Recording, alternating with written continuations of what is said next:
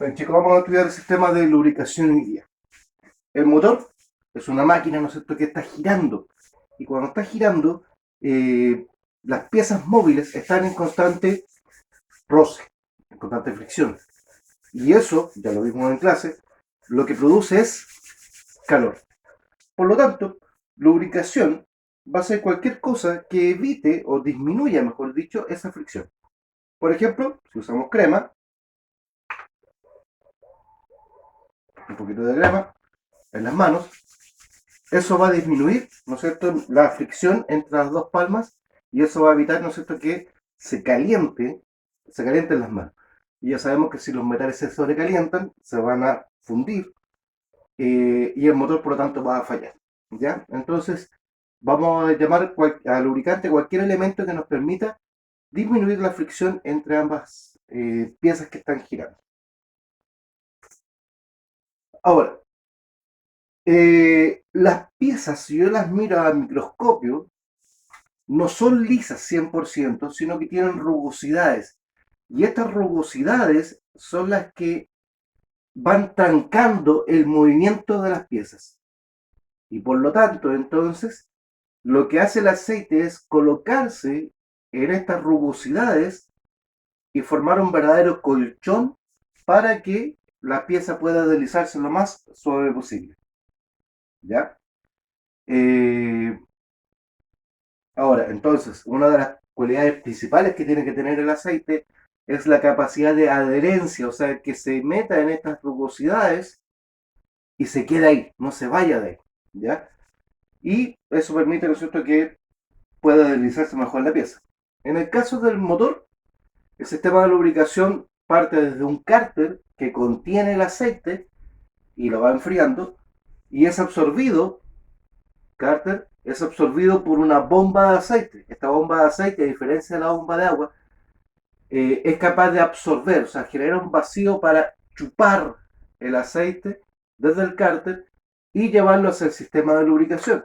El sistema de lubricación, el circuito, parte con un filtro de aceite en donde una red de mallas van a retener las partículas más grandes y luego va a pasar hacia el resto del circuito.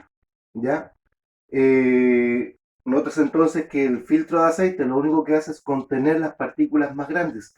Piensen como en una malla de pescador, en donde si está pescando, no sé, pues, jurel, el orificio va a ser así, para que el jurel no pase, pero la sardina sí va a pasar por entre medio sin ningún problema. Entonces, en el caso del filtro de aceite, va a retener solamente aquellas partículas muy grandes, pero va a permitir que el aceite, el líquido, pueda pasar lo más limpio posible. Bueno, una vez que sale del filtro, aquí hay una válvula de sobrepresión, ¿ya? Es decir, cuando hay mucha presión de aceite, la presión simplemente se va a devolver al cárter. Todos los circuitos hidráulicos tienen que tener una válvula de sobrepresión para proteger, por ejemplo, el filtro, ¿ya? Si hubiera mucha presión, explotaría. Ahora, entonces, esta válvula de sobrepresión es como un fusible en un circuito eléctrico. El fusible en el circuito eléctrico lo que hace es proteger al circuito eléctrico. La válvula de sobrepresión lo que hace es proteger al resto del circuito hidráulico. Entonces pasa, va hacia el cigüeñal en donde se va a lubricar todos los puños y sube hasta el cárter para lubricar lo que está ahí arriba, el eje leva, el eje balancine, las válvulas, que sé yo, ¿ya? Y luego el aceite ya utilizado cae por gravedad al cárter, en donde se deposita, decanta, se enfría y es retomado nuevamente por la bomba. Entonces, ¿por qué un auto usa en realidad 4 litros de aceite y con 1,5 litros todavía puede seguir funcionando? Bueno, porque al tener mucho nivel de aceite, el aceite que llegó, la partícula caliente que llegó acá, tiene tiempo para enfriarse antes de entrar nuevamente al circuito. El aceite, chicos, está donde las papas queman, donde se produce mayor temperatura, ahí está el aceite. Por lo tanto, cumple una función también como de refrigeración. De hecho, algunos automóviles llevan radiadores de aceite para poder ayudar al enfriamiento. Si no, lo hace generalmente el cárter, que está construido de una lámina de metal bastante delgada para poder evacuar mejor el calor hacia la atmósfera. ¿Ya? Como el aceite está más caliente que la temperatura que está acá afuera, la temperatura simplemente es irradiada hacia allá. Ahora, ¿cómo reconocemos los aceites? Bueno, los aceites tienen un sistema, pueden tener esta nomenclatura. Generalmente nosotros podemos hablar de del SAE, ¿ya? Que sería el grado de viscosidad de acuerdo a la Sociedad de Ingenieros Automotrices. Eso significa SAE, Sociedad de Ingenieros Automotrices. Y el 20W50 significa el rango del aceite. Mientras más pequeño el número, es más delgado, mientras más grande el número, es más grueso. ¿Por qué multigrado? ¿Por qué? Porque resulta que el 20 puede funcionar mejor a baja temperatura. ¿Por qué? Porque es más líquido. Entonces no le cuesta pasar por las piezas. ¿Ya? Sin embargo, cuando el motor comienza a funcionar y se calienta el aceite se vuelve muy delgado. Entonces ahora le costaría muy poco pasar. Entonces necesitamos un 50 para que a alta temperatura no se licúe demasiado y le cueste muy poco pasar. ¿Ya? Eso. Entonces, para comprar un aceite, siempre tenemos que fijarnos la recomendación del fabricante del motor, ¿ya? No en la marca, no en la marca, sino que en los grados. 20, 50, 10, 40, 5, 40. Y siempre mantener la, eh,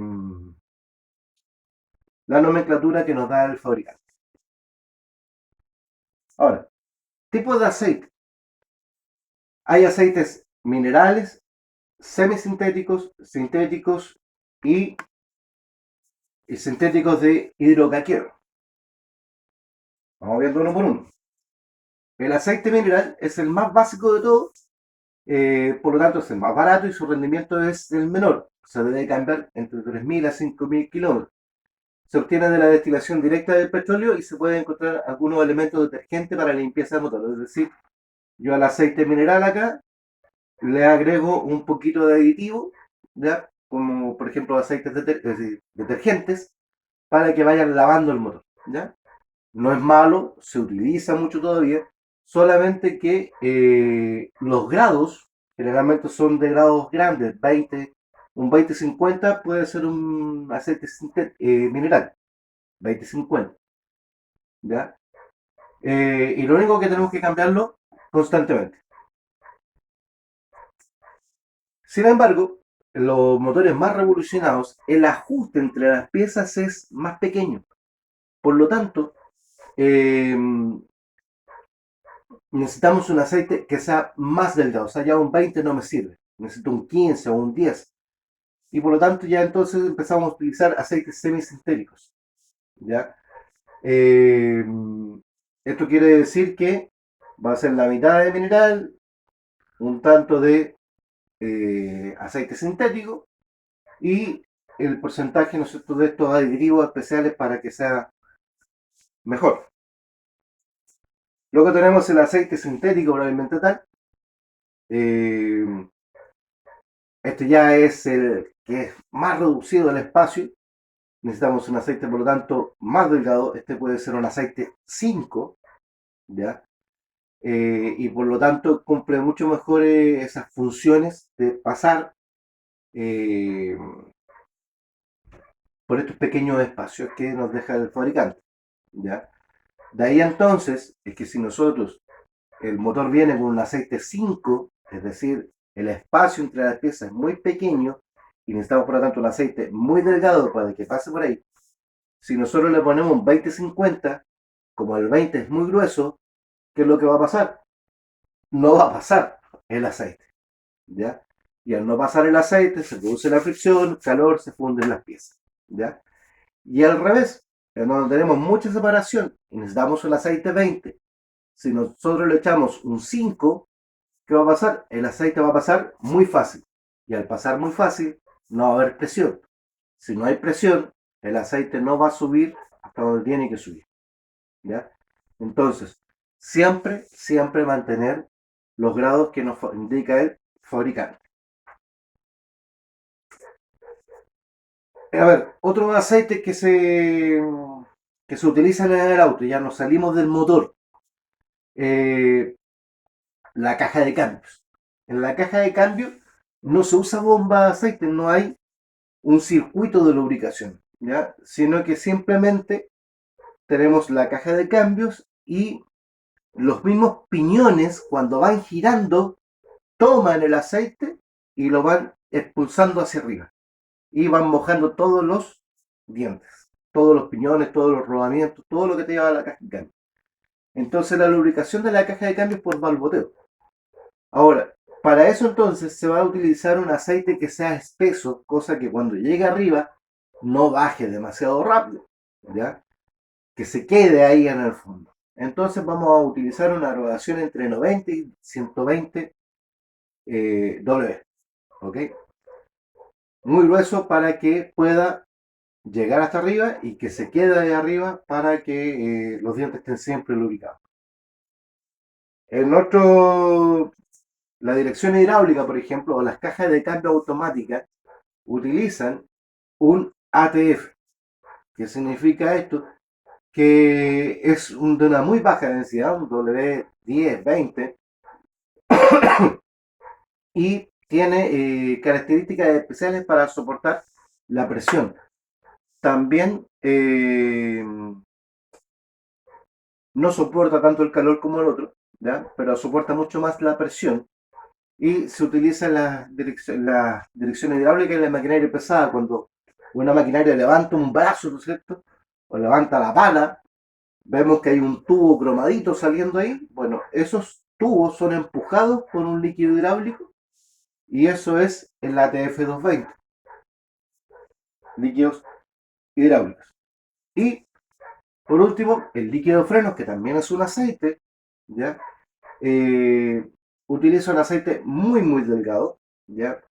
Y este se diferencia por la denominación en base a DOT. Ya podemos encontrar un DOT 3, DOT 4, DOT 5. El DOT 3 se usa para frenos convencionales, o sea, un auto común y corriente sin ABS, ¿ya? Nosotros vamos a comprar un DOT 3 y no hay ningún problema. Ahora, si nuestro auto tiene sistema de ABS, entonces vamos a utilizar un DOT 4, ¿ya? Y el DOT 5 se utiliza en donde la base es sintética y mineral, o sea, una mezcla ahí ya de aceites, ¿ok? Nuevamente, para saber qué DOT es el que nos ocupa, tenemos que referirnos al manual del fabricante. Pero si no lo tuviéramos, ya sabemos entonces, nos vamos a manejar entre 2.3 o 2.4. Si tiene ABS, ya vamos a estudiar lo que es el ABS. Si tiene ABS, el 2.4. Si no tiene ABS, el 2.3. ¿Ya? Por último, existen lugares donde es imposible llevar aceite y por lo tanto se utiliza grasa. ¿Ok? Entonces ahora, como tarea para ustedes, busquen los distintos tipos de grasas utilizadas en la industria automotriz. La grasa grafitada, litiada, la grasa blanca, en fin. Búsquenlo y completen este PowerPoint. Tipos de grasa automotriz.